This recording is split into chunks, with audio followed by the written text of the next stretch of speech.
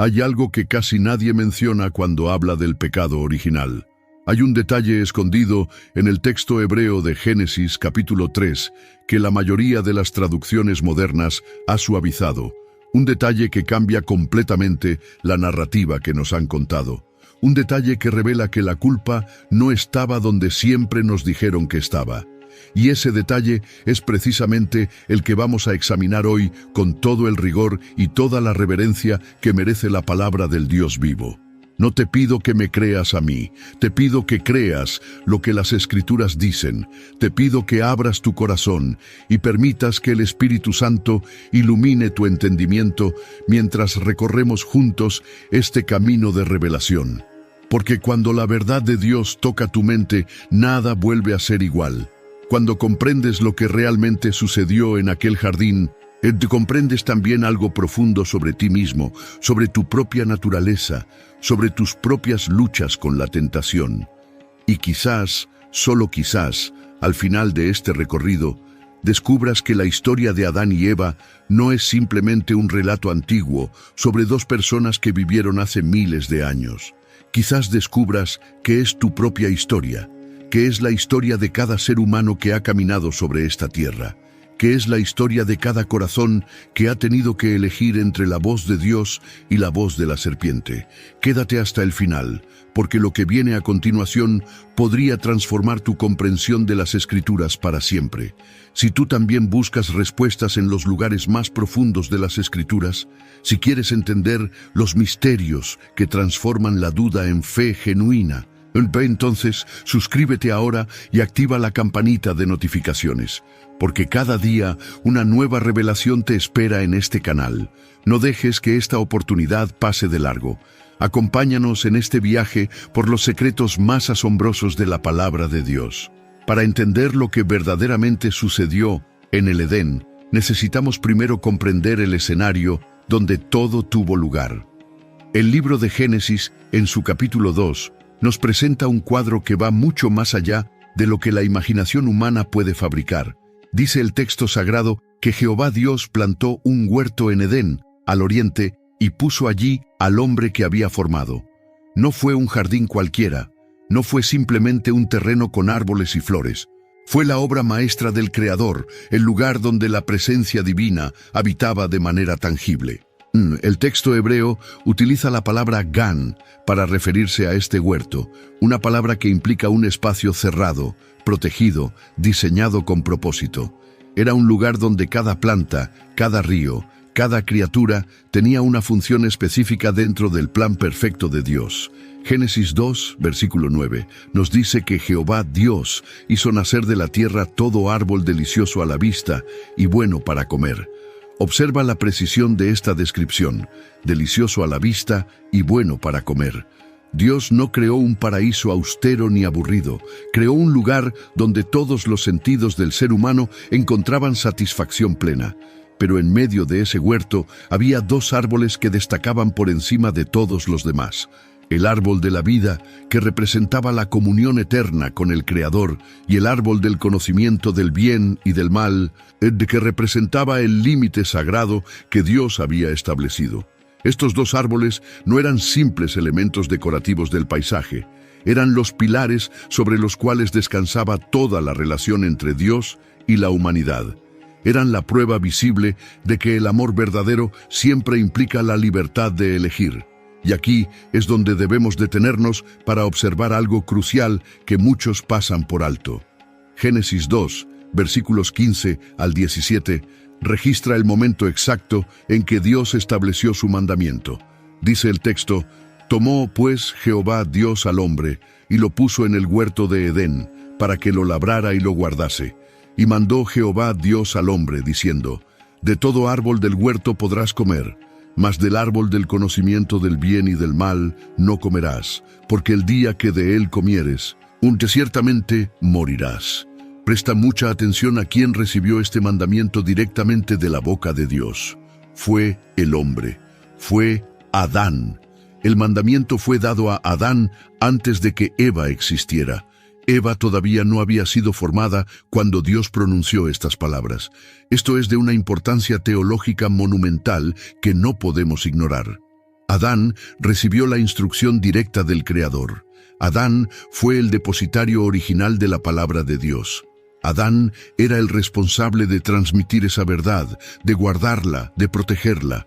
Esta responsabilidad no era menor ni secundaria. Era la responsabilidad más grande que cualquier ser humano haya recibido jamás. Fue después de establecer este mandamiento que Dios dijo en Génesis 2, versículo 18, «No es bueno que el hombre esté solo. Yo le haré ayuda idónea para él».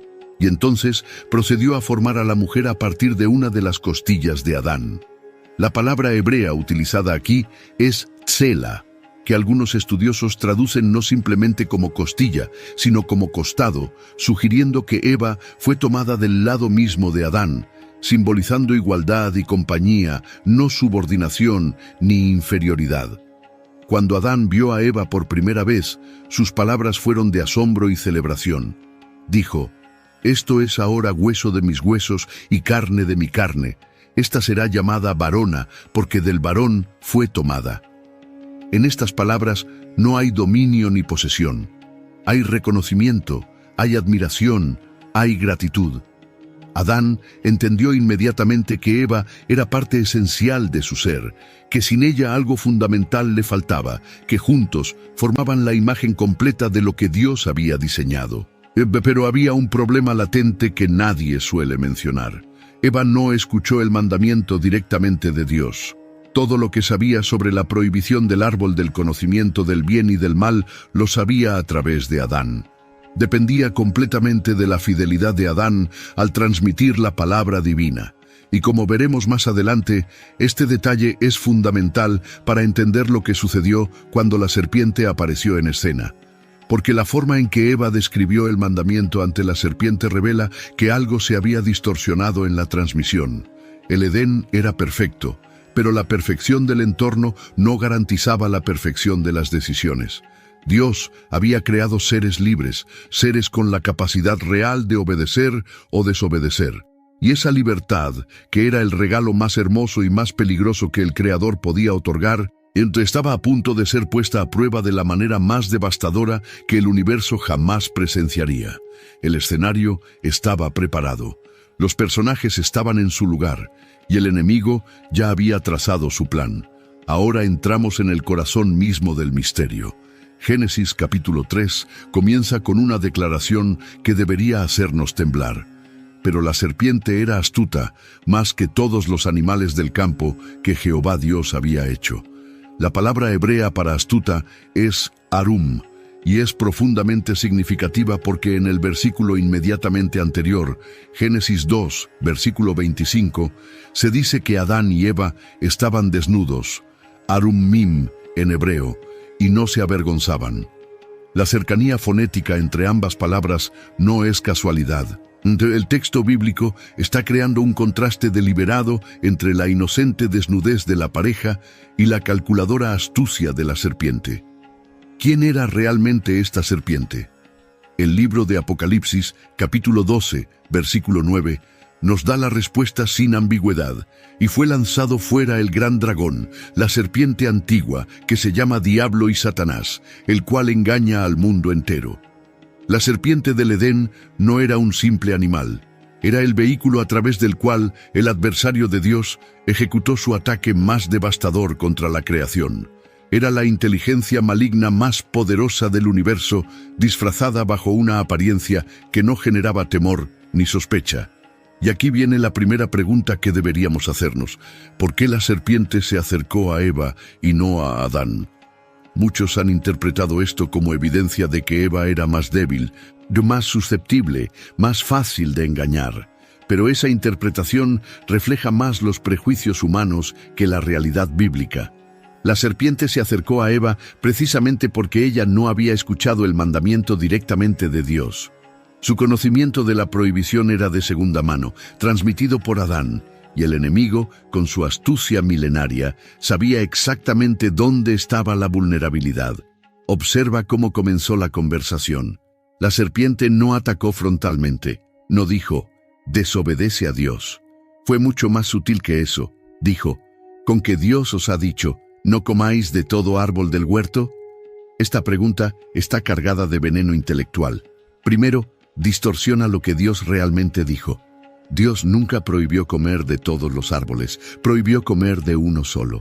La serpiente exageró la restricción para hacer que Dios pareciera arbitrario y controlador. Segundo, usó la expresión «con que Dios os ha dicho», sembrando la semilla de la duda sobre la veracidad y la bondad de la palabra divina. Eva respondió a la serpiente, y su respuesta es reveladora. Dijo en Génesis 3, versículos 2 y 3, «Del fruto de los árboles del huerto podemos comer, pero del fruto del árbol que está en medio del huerto, dijo Dios, no comeréis de él, ni le tocaréis, para que no muráis». Detente aquí.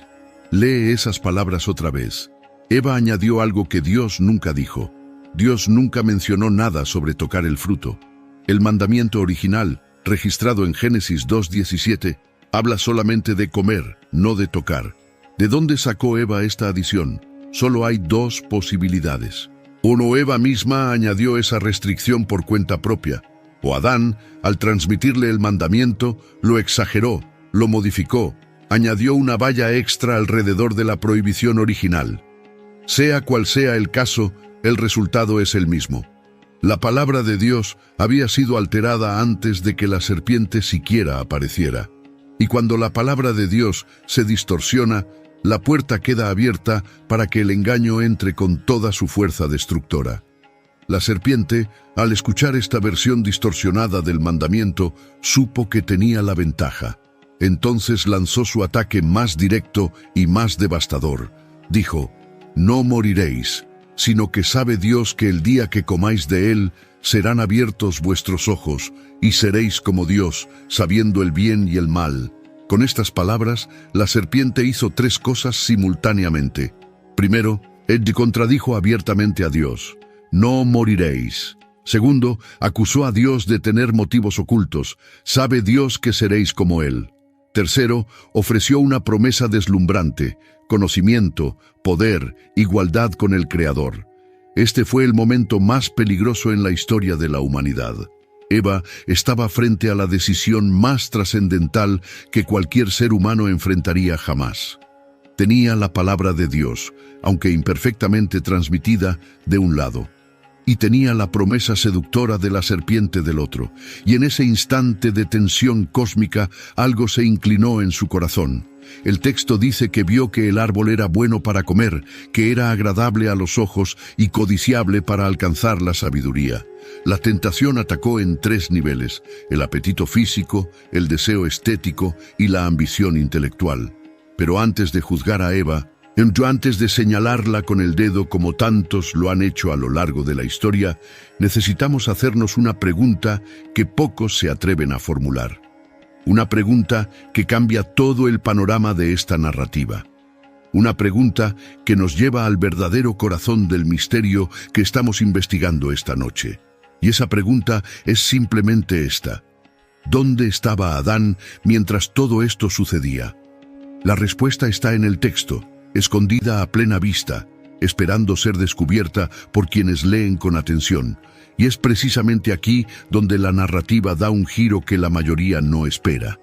Génesis 3, versículo 6, contiene una revelación que ha sido ignorada, minimizada y ocultada durante siglos enteros. Después de describir cómo Eva fue tentada por la serpiente, después de narrar el diálogo entre la mujer y el adversario, el texto dice algo que debería dejarnos completamente atónitos. Dice, «Y tomó de su fruto, y comió, y dio también a su marido, el cual estaba con ella, y él comió». Lee esa última parte otra vez. «El cual estaba con ella». En hebreo, las palabras son imma, que significa literalmente con ella, indicando proximidad física, presencia directa, cercanía inmediata. Adán no estaba en otra parte del jardín, no estaba ocupado nombrando animales al otro lado del Edén, no estaba ausente ni distraído, estaba ahí, estaba presente, estaba escuchando, estaba viendo todo lo que sucedía entre la serpiente y su esposa, y no dijo absolutamente nada. Este es quizás el detalle más perturbador de todo el relato del pecado original. Adán, el que recibió el mandamiento directamente de la boca de Dios, El que tenía la responsabilidad de guardar y labrar el huerto, el que conocía la prohibición en su forma original y pura, permaneció en silencio mientras la serpiente engañaba a Eva. No corrigió la distorsión del mandamiento cuando Eva dijo que Dios había prohibido tocar el fruto. No confrontó a la serpiente cuando ésta contradijo abiertamente la palabra divina. No protegió a su esposa del engaño. Simplemente se quedó callado, observando, esperando. ¿Por qué cayó Adán? Esta pregunta ha generado siglos de reflexión teológica. Algunos estudiosos sugieren que Adán estaba paralizado por el miedo, que la presencia de la serpiente lo intimidó hasta dejarlo mudo. Otros proponen que Adán estaba esperando ver qué pasaba, que quería observar si Eva realmente moría al comer del fruto antes de tomar su propia decisión. Si esta segunda interpretación es correcta, entonces la cobardía de Adán alcanza niveles difíciles de comprender. Usó a su propia esposa como conejillo de indias, permitiendo que ella corriera el riesgo primero. Hay una tercera posibilidad que es aún más inquietante. Quizás Adán ya había tomado su decisión en su corazón antes de que Eva tocara el fruto. Quizás él también deseaba el conocimiento que la serpiente prometía, pero no tenía el valor de ser el primero en desobedecer. Quizás necesitaba que alguien más diera el primer paso para poder justificar el suyo propio. Si esto es así, entonces el pecado de Adán no comenzó cuando comió del fruto. Comenzó mucho antes, en el silencio de su corazón, en la decisión de no defender la verdad que Dios le había confiado. El apóstol Pablo, escribiendo bajo inspiración divina en su primera carta a Timoteo, capítulo 2, versículo 14, hace una distinción crucial que ilumina poderosamente esta cuestión. Dice: «Y Adán no fue engañado, sino que la mujer, siendo engañada, incurrió en transgresión». Estas palabras son tremendas en su implicación. Eva fue engañada. Fue víctima de un engaño magistralmente ejecutado por la inteligencia más perversa del universo. Pero Adán no fue engañado. Adán sabía exactamente lo que estaba haciendo. Comió con pleno conocimiento de causa, con los ojos abiertos, sin ninguna ilusión sobre las consecuencias. Esto cambia radicalmente la asignación de culpa que la tradición popular ha establecido. Si Eva pecó por engaño y Adán pecó con pleno conocimiento, ¿quién cargó con mayor responsabilidad ante Dios? La respuesta del texto bíblico es inequívoca. Cuando Dios vino a buscarlos después de la caída, ¿a quién llamó primero? No llamó a Eva, llamó a Adán. Génesis 3, versículo 9. Mas Jehová Dios llamó al hombre y le dijo: ¿Dónde estás tú? Dios buscó primero al que tenía la responsabilidad primaria, al que había recibido el mandamiento directamente. Y la respuesta de Adán revela la profundidad de su caída moral. En lugar de asumir responsabilidad, en lugar de confesar su desobediencia y su cobardía, Adán hizo lo que millones de seres humanos han hecho desde entonces: culpó a otro. Dijo en Génesis 3, versículo 12, «La mujer que me diste por compañera me dio del árbol, y yo comí». Observa la doble acusación escondida en estas palabras. No solamente culpó a Eva, sino que indirectamente culpó a Dios mismo. «La mujer que tú me diste», como si dijera: si no me la hubieras dado, esto no habría pasado. Este patrón de evasión de responsabilidad es uno de los efectos más devastadores del pecado.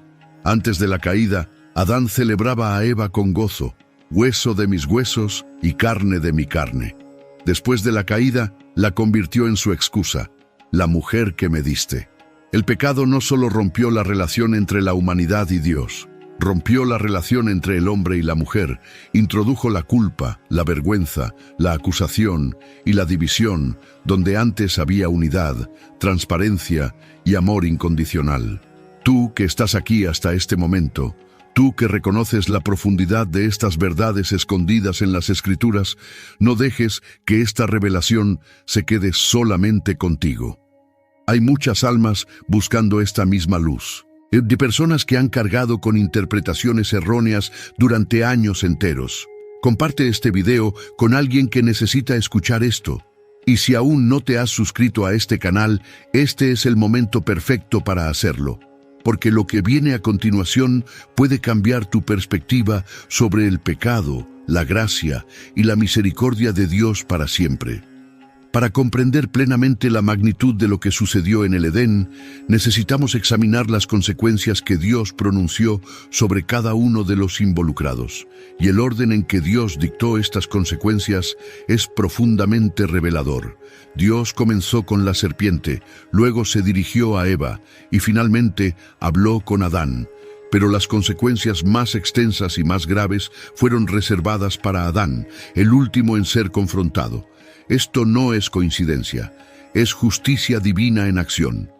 A la serpiente, Dios dijo en Génesis 3, versículos 14 y 15, «Por cuanto esto hiciste, maldita serás entre todas las bestias y entre todos los animales del campo, sobre tu pecho andarás, y polvo comerás todos los días de tu vida, y pondré enemistad entre ti y la mujer, y entre tu simiente y la simiente suya. Esta te herirá en la cabeza, y tú le herirás en el calcañar». En medio del juicio más devastador de la historia, Dios insertó la primera promesa de redención. La simiente de la mujer, que siglos después se revelaría como Jesucristo, aplastaría la cabeza de la serpiente. La derrota del enemigo fue decretada en el mismo instante en que su victoria parecía completa. A Eva, Dios dijo: «Multiplicaré en gran manera los dolores en tus preñeces. Con dolor darás a luz los hijos, y tu deseo será para tu marido, y él se enseñoreará de ti». Estas palabras contienen un profundo significado que va más allá de la interpretación superficial. El dolor en el parto no era simplemente un castigo físico, era una señal constante de que algo se había roto en la creación, de que el acto de dar vida ahora estaría entrelazado con el sufrimiento. Y la dinámica de dominio entre hombre y mujer no era el diseño original de Dios. Era una consecuencia de la caída, una distorsión de la relación de igualdad y complementariedad que existía antes del pecado. Pero es cuando Dios se dirige a Adán que las consecuencias alcanzan su expresión más severa.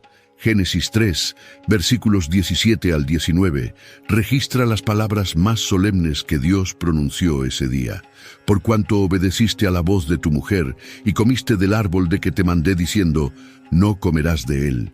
Te maldita será la tierra por tu causa. Con dolor comerás de ella todos los días de tu vida. Espinos y cardos te producirá y comerás plantas del campo.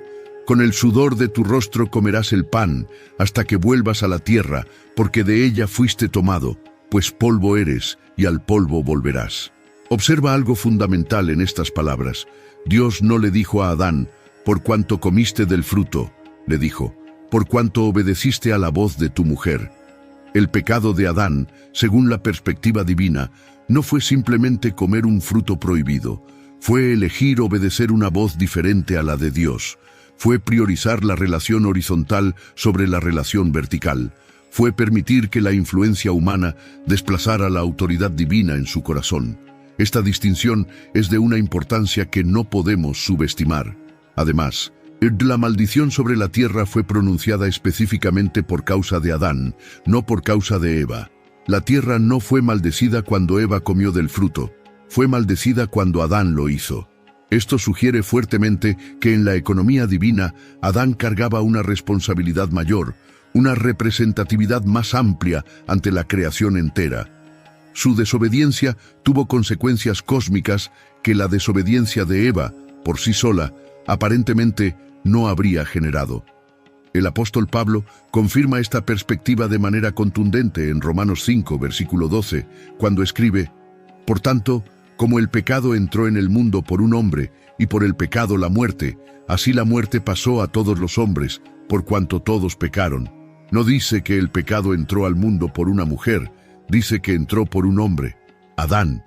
Pablo repite este principio en el versículo 19, porque así como por la desobediencia de un hombre los muchos fueron constituidos pecadores, así también por la obediencia de uno los muchos serán constituidos justos. En la teología paulina, Adán es el primer Adán y Cristo es el último Adán. La correspondencia tipológica no se establece entre Eva y Cristo, sino entre Adán y Cristo. Esto es porque Adán fue considerado el representante federal de toda la humanidad. Su decisión nos afectó a todos. Su caída fue nuestra caída. Y por eso, la solución también tenía que venir a través de un representante federal, Jesucristo, el segundo hombre, el postrer Adán, como lo llama Pablo en 1 de Corintios 15, versículo 45. Esto no significa que Eva fuera inocente. Ella también desobedeció. Entre ella también comió del fruto prohibido. Ella también enfrentó consecuencias por su acción, pero hay una diferencia cualitativa entre pecar siendo engañado y pecar con pleno conocimiento. Hay una diferencia entre quien cae en una trampa y quien camina hacia el precipicio con los ojos bien abiertos. Eva fue víctima de un engaño sofisticado. Adán fue cómplice voluntario de una rebelión consciente. Y Dios, en su perfecta justicia, trató a cada uno según la medida de su responsabilidad. Este principio debería transformar la forma en que entendemos la justicia divina.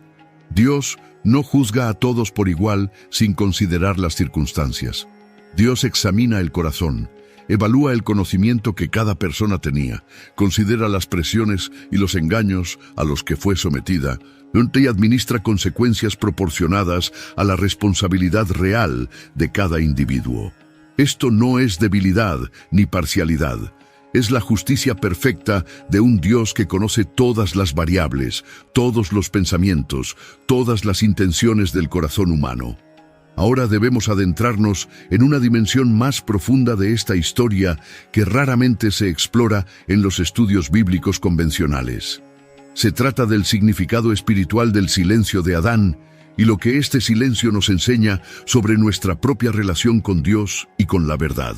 Porque el silencio de Adán no fue simplemente la ausencia de palabras, fue la presencia activa de la cobardía, la pasividad y la abdicación de responsabilidad. Y estas tres fuerzas destructoras siguen operando en la vida de millones de personas hoy. Piensa en cuántas veces has permanecido en silencio cuando deberías haber hablado. Piensa en cuántas ocasiones has visto la verdad ser distorsionada frente a tus ojos y has elegido no intervenir. Piensa en cuántos momentos has permitido que la comodidad te impidiera defender lo que sabías que era correcto. Si eres honesto contigo mismo, reconocerás que el espíritu de Adán vive en cada uno de nosotros. Esa tendencia a quedarnos callados cuando hablar implica riesgo, a delegar la responsabilidad en otros cuando enfrentar la situación nos incomoda, a culpar a las circunstancias o a quienes nos rodean cuando las consecuencias de nuestras decisiones nos alcanzan. El silencio de Adán frente a la serpiente fue el primer acto de cobardía espiritual en la historia humana, pero ciertamente no fue el último. A lo largo de todas las Escrituras, vemos este mismo patrón repetirse una y otra vez. Aarón guardó silencio mientras el pueblo fabricaba el becerro de oro y luego culpó a las circunstancias. Los discípulos guardaron silencio cuando Jesús les preguntó quién decía la gente que era él, hasta que Pedro rompió el silencio. El mismo Pedro guardó silencio 3 veces en el patio del sumo sacerdote, negando conocer al maestro que amaba. Pero hay otro aspecto del silencio de Adán que es aún más revelador. Adán no solamente cayó frente a la serpiente, cayó frente a Eva. La mujer que él mismo había celebrado como hueso de sus huesos estaba siendo engañada ante sus propios ojos, y él no hizo nada para protegerla. No le recordó las palabras exactas de Dios, no la tomó de la mano para alejarla del árbol, no se interpuso entre ella y la serpiente. Su silencio no fue solo una falta contra Dios, fue una falta contra el amor mismo. Fue una traición a la alianza que existía entre él y la compañera que Dios le había dado. Esto nos lleva a una verdad incómoda pero necesaria. El pecado no siempre consiste en hacer algo malo. A veces, el pecado más grave consiste en no hacer lo bueno que sabemos que debemos hacer. Santiago 4, versículo 17, lo expresa con una claridad devastadora. Al que sabe hacer lo bueno y no lo hace, le es pecado. Adán sabía lo que era correcto, conocía la verdad, tenía el poder de intervenir y eligió la pasividad, eligió el silencio, eligió la comodidad de no arriesgarse sobre la responsabilidad de proteger. ¿Cuántos matrimonios se han destruido no por grandes traiciones, sino por el silencio acumulado de años? ¿Y cuántas familias se han desintegrado no por explosiones de violencia, sino por la pasividad constante de quienes deberían haber estado presentes? ¿Cuántas iglesias han perdido su rumbo no por herejías declaradas, sino por el silencio cobarde de quienes veían la verdad ser distorsionada y no decían nada? El pecado de Adán se repite cada día, en cada hogar, en cada comunidad, en cada nación donde alguien que conoce la verdad decide guardar silencio por miedo a las consecuencias. Y sin embargo, en medio de esta realidad devastadora, hay una luz que brilla con una intensidad que las tinieblas jamás podrán apagar. Porque donde Adán fracasó, Jesucristo triunfó. Donde el primer Adán guardó silencio ante la tentación, el último Adán habló con autoridad. Escrito está. Donde el primer Adán permitió que la serpiente distorsionara la palabra de Dios sin corregirla, el último Adán citó las Escrituras con precisión absoluta en el desierto, desmantelando cada mentira del enemigo con la verdad pura e inalterada. Donde el primer Adán se escondió entre los árboles del jardín después de su pecado, el último Adán caminó voluntariamente hacia un árbol, el madero de la cruz. Donde el primer Adán culpó a su esposa y a Dios por su caída, el último Adán tomó sobre sí mismo la culpa de toda la humanidad sin pronunciar una sola palabra de acusación contra quienes lo crucificaban. Donde el primer Adán eligió su propia voluntad sobre la voluntad de Dios, el último Adán oró en el Getsemaní: no se haga mi voluntad, sino la tuya. La correspondencia entre ambos Adams es perfecta en su simetría y devastadora en su belleza. Todo lo que Adán rompió, Cristo lo restauró. Cada línea de fractura que el pecado trazó en la creación, la gracia de Cristo la selló con su propia sangre. Y esto nos lleva a la revelación más gloriosa de toda esta historia. El pecado de Adán, por terrible que fue, no tomó a Dios por sorpresa. Antes de la fundación del mundo, antes de que existieran el jardín y el árbol y la serpiente, Dios ya tenía preparada la solución. El Cordero fue inmolado desde antes de la creación, según Apocalipsis 13, versículo 8. Esto significa que cuando Dios plantó el árbol del conocimiento del bien y del mal en medio del Edén, no lo hizo ignorando lo que iba a suceder, lo hizo sabiendo con certeza absoluta que la humanidad caería. Y lo hizo también sabiendo que la caída se convertiría en el escenario donde su amor sería demostrado de la manera más extraordinaria posible. Porque no puedes rescatar a alguien que nunca estuvo en peligro. No puedes redimir a quien nunca necesitó redención. No puedes demostrar la profundidad de tu amor hasta que ese amor sea probado en las circunstancias más extremas. Ahora piensa en tu propia vida. Piensa en las veces que has caído, en las ocasiones que has desobedecido lo que sabías que era la voluntad de Dios. Piensa en los momentos en que, como Adán, elegiste el silencio cuando deberías haber hablado, o elegiste seguir una voz diferente a la del Creador. Y luego piensa en esto. Así como Dios vino a buscar a Adán en el jardín después de su caída preguntando, ¿dónde estás?, Dios viene a buscarte a ti hoy con la misma pregunta. No porque no sepa dónde estás, sino porque quiere que tú lo sepas. Dios no le preguntó a Adán, ¿dónde estás?, para obtener información geográfica. Le preguntó para provocar en él una conciencia de su condición, para que Adán se diera cuenta de que se había alejado de la presencia donde pertenecía, para que entendiera que el pecado no solamente había cambiado su relación con el fruto prohibido, sino su relación con todo, con Dios, con Eva, con la creación, consigo mismo.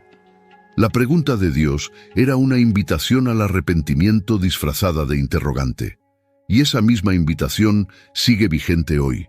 No importa qué tan lejos hayas corrido, no importa cuántos árboles de vergüenza hayas utilizado para esconderte, no importa cuántas excusas hayas fabricado para justificar tus decisiones. El Dios que caminaba en el Edén al aire del día sigue caminando hoy, buscándote, llamándote por tu nombre, preguntándote con ternura infinita, ¿dónde estás? Y Él no hace esa pregunta para condenarte, la hace para restaurarte, porque la historia de Adán y Eva no termina con la expulsión del paraíso. Hay un detalle en Génesis 3, versículo 21, que muchos pasan por alto, pero que contiene un océano de gracia. Dice el texto: «Y Jehová, Dios hizo al hombre y a su mujer túnicas de pieles, y los vistió». Piensa en lo que esto significa. Adán y Eva intentaron cubrir su desnudez con hojas de higuera, con sus propios esfuerzos, con soluciones fabricadas por manos humanas. Pero esas hojas eran frágiles, temporales, insuficientes. No podían cubrir realmente la vergüenza que el pecado había producido. Entonces Dios mismo hizo algo por ellos. Les proporcionó túnicas de pieles. Y para obtener pieles, un animal tuvo que morir. Por primera vez en la historia de la creación perfecta, la sangre fue derramada. No por culpa del animal, sino por culpa del hombre. Un inocente murió para cubrir la vergüenza del culpable. ¿Te suena familiar? Fue la primera sombra de la cruz. Fue el primer anticipo del sacrificio del Cordero de Dios que quita el pecado del mundo. Antes de que Abraham subiera al monte Moriah, antes de que los corderos fueran sacrificados en el templo, antes de que Jesús caminara hacia el Gólgota, Dios ya estaba enseñando el principio fundamental de la redención. Sin derramamiento de sangre no hay remisión de pecados. Y Dios no envió a un ángel a vestirlos, no delegó la tarea. El texto dice que Jehová, Dios mismo los vistió. Con sus propias manos, el Creador del universo cubrió la vergüenza de quienes lo habían desobedecido. No los abandonó en su desnudez. No los dejó temblar de frío y humillación a las puertas del paraíso perdido. Los vistió con ternura, con misericordia, con un amor que el pecado no podía destruir. Esto es lo que la gracia hace. No ignora el pecado. No pretende que la desobediencia no tuvo consecuencias, pero proporciona una cobertura que los esfuerzos humanos jamás podrían fabricar. Las hojas de higuera de nuestras buenas obras, de nuestras religiosidades, de nuestros intentos de justificarnos a nosotros mismos, siempre se secarán y se desharán. Solo las túnicas que Dios mismo prepara pueden cubrir verdaderamente nuestra desnudez espiritual. Entonces, volvamos a la pregunta que abrió este estudio. ¿Quién pecó primero, Adán o Eva? Si hablamos en términos estrictamente cronológicos, Eva fue la primera en tomar el fruto y comer. Eso es innegable. Pero si hablamos en términos de responsabilidad, de conocimiento, de consecuencias cósmicas, el panorama es completamente diferente. Adán recibió el mandamiento directamente de Dios. Adán estaba presente cuando Eva fue engañada y no hizo nada. Adán comió sin ser engañado, con pleno conocimiento de lo que hacía. Y fue por la desobediencia de Adán, no de Eva, que el pecado entró al mundo y la tierra fue maldecida. Pero quizás la pregunta más importante no es quién pecó primero, sino qué haremos nosotros con la verdad que hemos descubierto hoy. Porque cada uno de nosotros lleva dentro la semilla de Adán y la semilla de Eva. Llevamos la tendencia a ser engañados por voces que distorsionan la palabra de Dios. Y llevamos la tendencia a pecar conscientemente, sabiendo que lo que hacemos está mal, pero eligiéndolo de todas formas. Ambas tendencias habitan en nosotros. Ambas nos acechan cada día. La buena noticia, la noticia más gloriosa que jamás se ha proclamado sobre la faz de la tierra, es que donde abundó el pecado, sobreabundó la gracia, como lo declaró Pablo en Romanos 5, versículo 20. El fracaso de Adán no tuvo la última palabra. La caída en el Edén no fue el final de la historia, fue el comienzo de la historia de redención más extraordinaria que el universo jamás contemplará. Una historia que comienza con un jardín perdido y termina con un jardín restaurado. Una historia que comienza con un árbol de muerte y termina con un árbol de vida.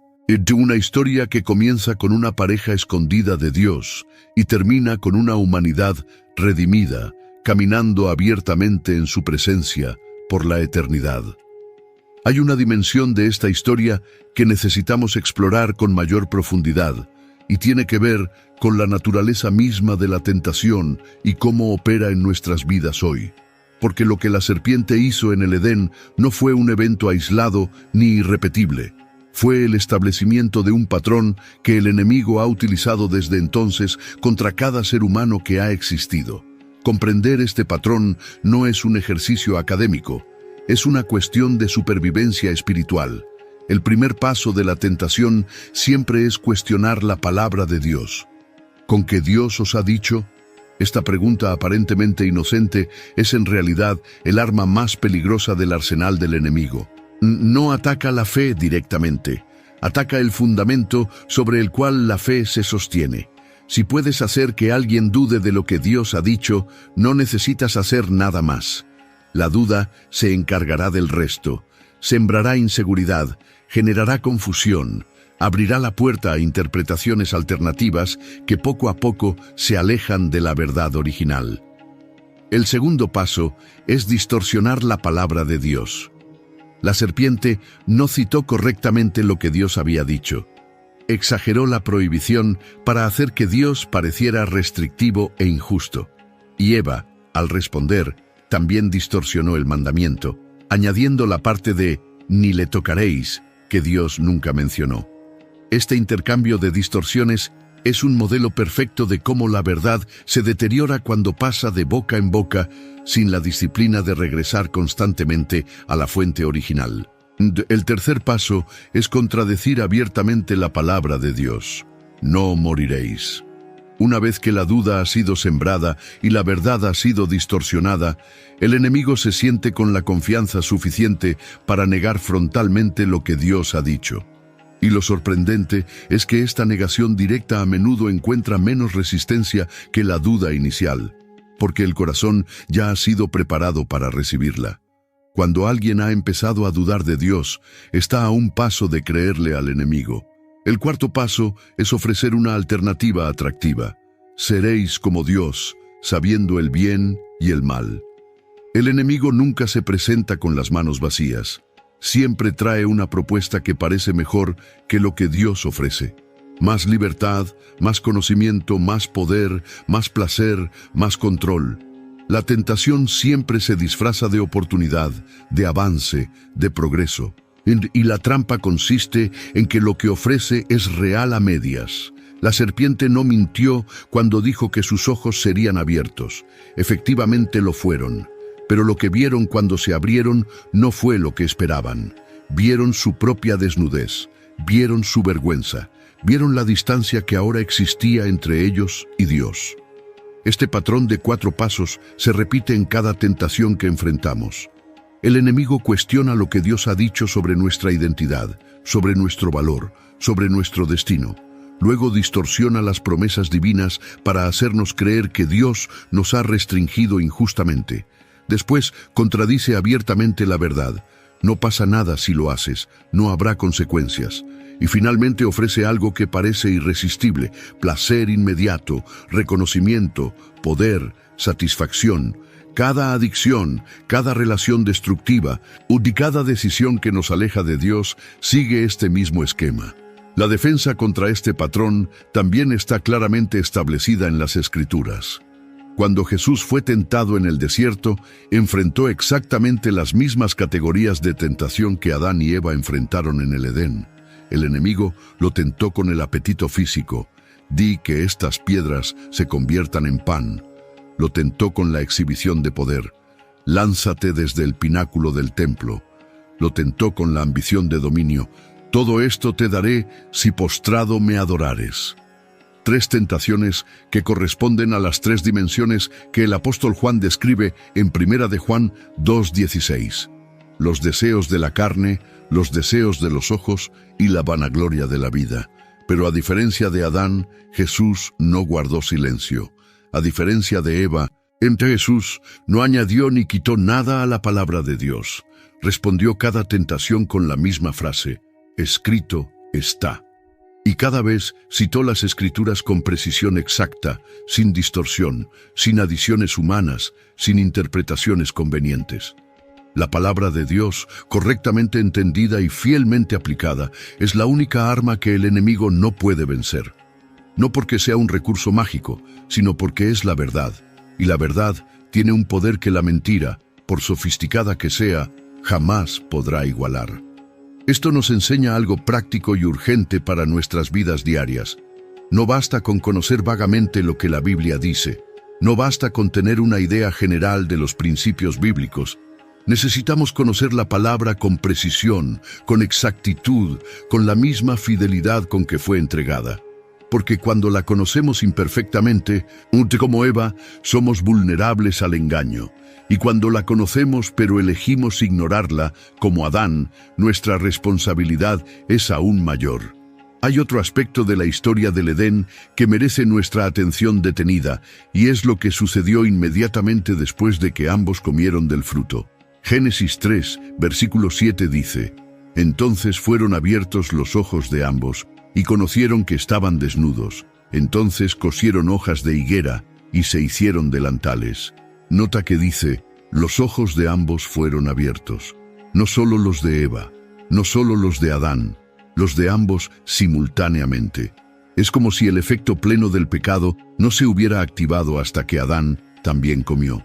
Algunos teólogos han sugerido que esto indica que el pecado no alcanzó su plenitud catastrófica hasta que Adán participó, reforzando la idea de que su rol como cabeza representativa era determinante. Eva pudo haber comido, pero fue cuando Adán se unió a la desobediencia que la realidad entera cambió. Los ojos se abrieron, la inocencia murió, la vergüenza nació, y la necesidad de esconderse se apoderó de sus corazones. El paraíso seguía siendo el mismo lugar geográfico, pero ya no se sentía como hogar. La presencia de Dios, que antes era su mayor gozo, ahora se convirtió en su mayor terror. Y lo primero que hicieron fue intentar cubrir su vergüenza por sus propios medios. Hojas de higuera, delantales fabricados con manos temblorosas, pegajosas todavía con el jugo del fruto prohibido. ¡Qué imagen más desgarradora de lo que el ser humano ha estado haciendo desde entonces! Intentando cubrir con esfuerzo propio lo que solo la gracia de Dios puede remediar. Construyendo sistemas religiosos, filosóficos, morales, psicológicos, para manejar la vergüenza que el pecado produce, cuando la única solución verdadera es la que Dios mismo provee. Ahora debemos llevar todo lo que hemos descubierto hasta aquí hacia una aplicación directa y personal, porque este estudio no fue diseñado simplemente para satisfacer la curiosidad intelectual ni para ganar debates teológicos. Fue diseñado para confrontarnos con verdades que tienen el poder de transformar nuestra vida si las recibimos con un corazón honesto y dispuesto. La primera verdad es esta: la responsabilidad espiritual no puede delegarse. Adán recibió la palabra de Dios directamente y era su responsabilidad guardarla, vivirla y transmitirla fielmente. Cuando delegó esa responsabilidad en el silencio, cuando permitió que otros tomaran decisiones que le correspondían a él, las consecuencias fueron catastróficas. De la misma manera, cada uno de nosotros tiene una responsabilidad personal ante Dios que no puede ser transferida a ningún pastor, ningún líder, ningún familiar, ningún amigo. Nadie más puede orar por ti con la misma urgencia con que tú necesitas orar. Nadie más puede leer la palabra por ti y esperar que el entendimiento llegue a tu corazón por ósmosis. Nadie más puede tomar la decisión de obedecer a Dios en tu lugar. Tu relación con el Creador es personal, directa, intransferible, y el día que pretendas que otro cargue con tu responsabilidad espiritual, estarás repitiendo el error de Adán, que estando presente eligió ser un espectador pasivo en lugar de un participante activo en la defensa de la verdad. La segunda verdad es igualmente importante. El silencio frente al engaño no es neutralidad, es complicidad. Cuando ves que la verdad de Dios está siendo distorsionada y no dices nada, no estás siendo prudente, estás siendo cómplice. Cuando permites que las mentiras del enemigo operen sin oposición en tu hogar, en tu familia, en tu comunidad, no estás evitando conflicto, estás permitiendo destrucción. El silencio de Adán no fue una posición neutral, fue una contribución activa al desastre que siguió. Esto no significa que debamos ser confrontativos e insensibles en todo momento. Hay una diferencia enorme entre hablar la verdad con amor, como Pablo nos instruye en Efesios 4:15, y atacar a las personas con la verdad como si fuera un arma. Pero hay una diferencia igualmente enorme entre ser pacientes y sabios en nuestra comunicación y ser cobardes que guardan silencio cuando hablar podría costarles algo. La sabiduría sabe cuándo hablar y cuándo callar. La cobardía siempre calla, sin importar las circunstancias. La tercera verdad tiene que ver con la forma en que manejamos nuestras caídas. Cuando Adán fue confrontado por Dios, su instinto inmediato fue culpar a Eva y, indirectamente, al mismo Dios. La mujer que me diste. Este mecanismo de defensa es tan antiguo como el pecado mismo y tan actual como la conversación que tuviste esta mañana. Culpar a otros por nuestras decisiones es la forma más rápida de asegurarnos de que nunca creceremos, nunca cambiaremos, nunca experimentaremos la libertad que viene con la honestidad radical ante Dios. El arrepentimiento genuino no busca excusas, no señala a otros, no minimiza la gravedad de la falta. El arrepentimiento genuino dice: yo hice esto, fue mi decisión, fue mi responsabilidad y necesito la gracia de Dios para ser restaurado. David, después de su terrible pecado con Betsabé, escribió en el Salmo 51: contra ti solo he pecado y he hecho lo malo delante de tus ojos. No culpó a Betsabé, no culpó a las circunstancias, no culpó a la tentación. Asumió su responsabilidad ante Dios y fue restaurado. La cuarta verdad es tal vez la más consoladora de todas. Dios siempre viene a buscarnos después de nuestra caída. No espera a que nosotros lo busquemos a Él. No se queda sentado en su trono esperando que arrastremos nuestras vergüenzas hasta sus pies. Él se levanta o camina hacia el jardín donde nos escondemos y nos llama por nuestro nombre. ¿Dónde estás? No es una pregunta de juicio, es una pregunta de amor. Es la misma pregunta que el padre del hijo pródigo hacía cada noche mientras miraba el camino esperando ver la silueta de su hijo en el horizonte. Si hoy te sientes como Adán, escondido entre los árboles de tu vergüenza, cubierto con las hojas de higuera de tus propios intentos de arreglarlo todo, temblando ante la idea de que Dios pueda encontrarte en la condición en que estás, escucha esto. Dios ya sabe dónde estás, ya sabe lo que hiciste, ya conoce cada detalle de tu caída y viene a buscarte de todas formas, no para destruirte, para vestirte con túnicas que solo su gracia puede fabricar. Te invito ahora mismo a cerrar tus ojos donde quiera que estés. No importa si estás en tu casa, en el transporte, en tu lugar de trabajo. Toma un momento para conectar tu corazón con estas palabras. Respira profundamente y permite que la presencia de Dios envuelva tu ser entero. Porque lo que vamos a hacer ahora no es un ritual religioso ni una fórmula vacía. Es un encuentro entre tu alma y el Creador que te formó con sus propias manos. Señor, Dios de Abraham, de Isaac y de Jacob, Dios que caminabas en el Edén al aire del día, buscando a tus hijos que se habían escondido de ti, te pedimos que camines hoy hasta el lugar donde estamos escondidos. Tú conoces nuestros temores, tú conoces nuestra vergüenza, tú sabes cada decisión equivocada que hemos tomado, cada momento en que guardamos silencio cuando deberíamos haber hablado, cada vez que elegimos nuestra voluntad sobre la tuya. No venimos ante ti con excusas ni con hojas de higuera. Te venimos con las manos vacías y el corazón abierto. Perdónanos por las veces que, como Adán, conocíamos tu palabra y elegimos ignorarla. Perdónanos por las veces que, como Eva, permitimos que voces ajenas distorsionaran lo que tú realmente dijiste. Perdónanos por culpar a otros de nuestras propias decisiones. Perdónanos por la cobardía que nos ha impedido defender la verdad cuando más se necesitaba. Y sobre todo, Señor, perdónanos por haber dudado de tu bondad, por haber creído, aunque fuera por un instante, que tus mandamientos eran restricciones crueles en lugar de expresiones de tu amor infinito. Vístenos hoy con las túnicas de tu gracia. Cúbrenos con la justicia de Cristo, el último Adán, que hizo lo que el primero no pudo hacer, que venció donde el primero cayó, que habló donde el primero cayó, que dio su vida donde el primero eligió salvar la suya. Declara sobre nosotros que somos nuevas criaturas, que las cosas viejas pasaron y todas son hechas nuevas, que ya no caminamos bajo la sombra del árbol del conocimiento del bien y del mal, sino bajo la sombra del árbol de la vida, que es Cristo Jesús, nuestro Señor y Salvador. Te pedimos que nos des el valor que a Adán le faltó, valor para defender tu palabra cuando es cuestionada, valor para hablar cuando el silencio sería más cómodo, valor para asumir nuestra responsabilidad sin culpar a otros, valor para caminar en transparencia ante ti y ante quienes nos rodean. No queremos ser espectadores pasivos de nuestra propia vida espiritual. Queremos ser guerreros activos de la fe, portadores de tu verdad, defensores de tu nombre. Y Señor, te pedimos por cada persona que está escuchando estas palabras en este momento. Tú conoces la situación de cada corazón. Tú sabes quién está pasando por un valle de sombra, quién está luchando contra una tentación que parece invencible, quién está escondido detrás de una sonrisa que disfraza un dolor profundo.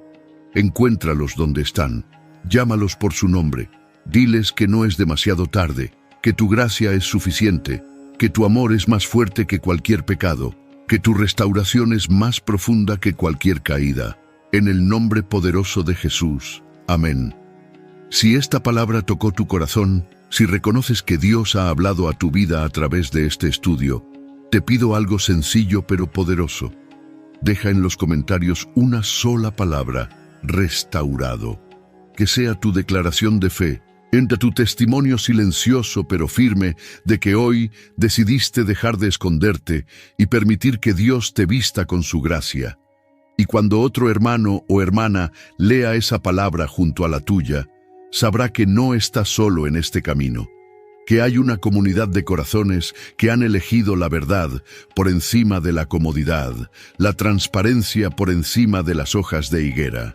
Y si deseas continuar esta jornada por los misterios más profundos de las Escrituras, suscríbete ahora a este canal y activa la campanita de notificaciones para que cada nueva revelación te encuentre en el momento exacto en que tu alma la necesita. Porque Dios está preparando algo que todavía no has visto, una verdad que todavía no has escuchado, una revelación que tiene tu nombre escrito sobre ella. No te la pierdas. Hemos recorrido hoy un camino largo y profundo a través de una de las historias más conocidas, pero menos comprendidas, de toda la Biblia. Hemos descubierto que la narrativa popular, que culpa exclusivamente a Eva de la caída de la humanidad, no resiste un examen honesto del texto bíblico. Hemos visto que Adán recibió el mandamiento directamente de Dios, estuvo presente durante la tentación, guardó silencio mientras la serpiente engañaba a su esposa, comió del fruto sin ser engañado y luego culpó a Eva y a Dios por su propia decisión. Hemos aprendido que la Biblia misma, a través de las palabras del apóstol Pablo, identifica a Adán como el canal por el cual el pecado entró al mundo, no a Eva. Hemos descubierto que la maldición sobre la tierra fue pronunciada específicamente por causa de Adán, y que en la tipología bíblica es Adán, no Eva, quien funciona como el representante de toda la humanidad caída, así como Cristo es el representante de toda la humanidad redimida. Pero más allá de la pregunta teológica, hemos descubierto verdades prácticas que pueden transformar nuestra vida cotidiana. La responsabilidad espiritual no puede delegarse. El silencio frente al engaño es complicidad. Culpar a otros por nuestras decisiones nos impide crecer. Y Dios siempre viene a buscarnos, no para condenarnos, sino para restaurarnos. Estas no son simplemente lecciones intelectuales, son principios de vida que, si los aplicamos con fidelidad, pueden cambiar la trayectoria de nuestra existencia entera. La historia de Adán y Eva nos recuerda que todos somos vulnerables a la tentación, pero también que todos tenemos acceso a la gracia que puede levantarnos después de cada caída. Se nos recuerda que el enemigo es astuto, pero que la palabra de Dios, cuando se conoce y se aplica con fidelidad, es un arma invencible contra todo engaño. Nos recuerda que Dios no nos diseñó para vivir en vergüenza ni para escondernos de su presencia, sino para caminar abiertamente ante Él, vestidos con la justicia que solo Cristo puede proporcionar. Y así, mientras las últimas palabras de este estudio resuenan en tu corazón, quiero dejarte con una imagen que espero que nunca olvides. Imagina el jardín del Edén en las últimas horas antes de que Adán y Eva fueran expulsados. Imagina a Dios, el creador del universo, arrodillándose en la tierra que Él mismo había formado, tomando las pieles de un animal sacrificado y con sus propias manos divinas vistiendo a los que lo habían desobedecido. No con enojo, no con desprecio, con amor. Con un amor que el pecado no pudo destruir, que la vergüenza no pudo apagar, que la desobediencia no pudo agotar. Ese mismo Dios está aquí contigo ahora mismo, y si le permites, hará por ti lo que hizo por ellos. Quitará las hojas de higuera con las que has intentado cubrirte y te vestirá con algo infinitamente mejor, con su gracia, con su perdón, con su presencia, porque al final del día, la historia del Edén no es una historia sobre un fruto prohibido ni sobre quién pecó primero. Es una historia sobre un Dios que ama demasiado para dejar que sus hijos se pierdan en la oscuridad. Un Dios que camina hacia donde estamos escondidos, nos llama por nuestro nombre y nos dice: ven, no tengas miedo, yo te cubro. Él no explicó el pecado, se hizo la solución. Él no señaló la vergüenza, la vistió con su propia mano. Y esa mano sigue extendida hoy, esperando la tuya. Nos vemos en el próximo estudio, donde continuaremos descubriendo los misterios más profundos que las Escrituras guardan para quienes se atreven a buscar la verdad con un corazón sincero. Que la paz de Dios, que sobrepasa todo entendimiento, guarde tu corazón y tu mente en Cristo Jesús. Hasta pronto.